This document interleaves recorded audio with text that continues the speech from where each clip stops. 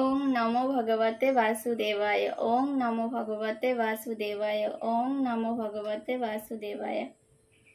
হরে কৃষ্ণা। তো কালকে 10 নম্বর শ্লোক কমপ্লিট হয়েছিল, আজকে 11 নম্বর শ্লোক থেকে প্রথম অধ্যায়ের 11 নম্বর শ্লোক। এখনো আপনারা সকলে সেনাবুজ্যের প্রবেশ পথে নিজ নিজ কৌশলগত অবস্থানে স্থিত হয়ে পিতামহ ভীমকে সর্বত্রভাবে সহায়তা প্রদান করুন।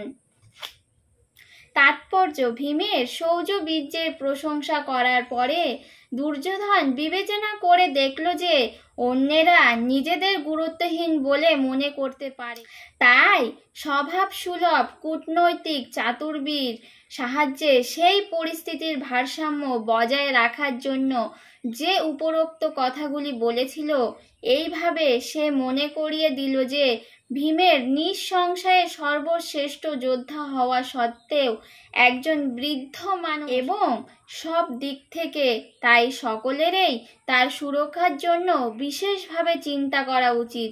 যুদ্ধ করতে করতে যদি তিনি কোনো একদিকে এগিয়ে যান, তাহলে শত্রুপক্ষ তার সুযোগ নিয়ে অন্য দিক থেকে আক্রমণ করতে পারে। তাই এটি অত্যন্ত গুরুত্বপূর্ণ ছিল যে অন্যান্য বীর যোদ্ধারা যেন তাদের কৌশলগত অবস্থান ত্যাগ করে না যান,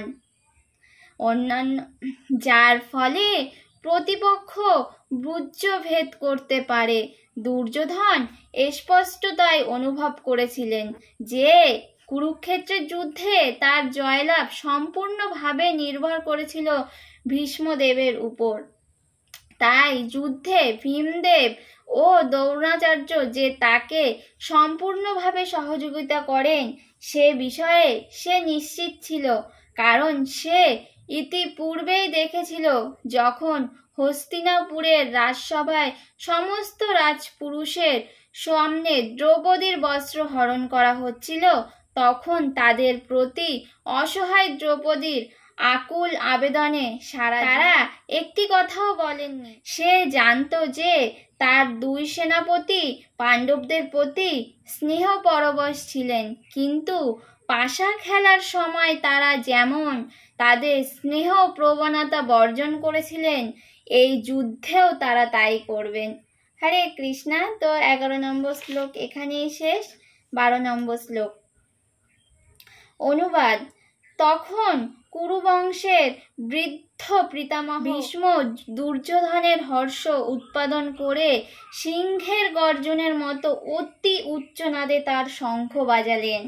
তাৎপর্য: কুরু রাজবংশের পিতামহ দুর্যোধনের হৃদয়ে ভাব বুঝতে পেরে তার প্রতি স্বাভাবিক করুণাবশত সিংহের মতো উচ্চনাদে তার শঙ্খ বাজিয়ে তাকে উল্লাসিত করার চেষ্টা করলেন।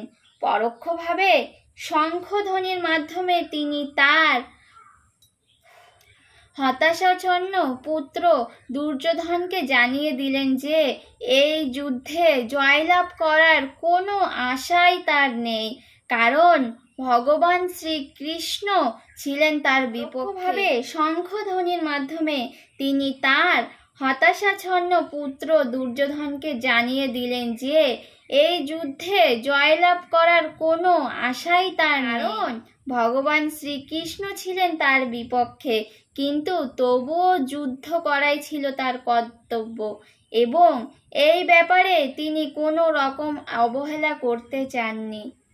হরে কৃষ্ণা। তো 12 নম্বর শ্লোক এখানেই শেষ। আবার পরের দিন 13 নম্বর শ্লোক থেকে শুরু করব। হরি বল।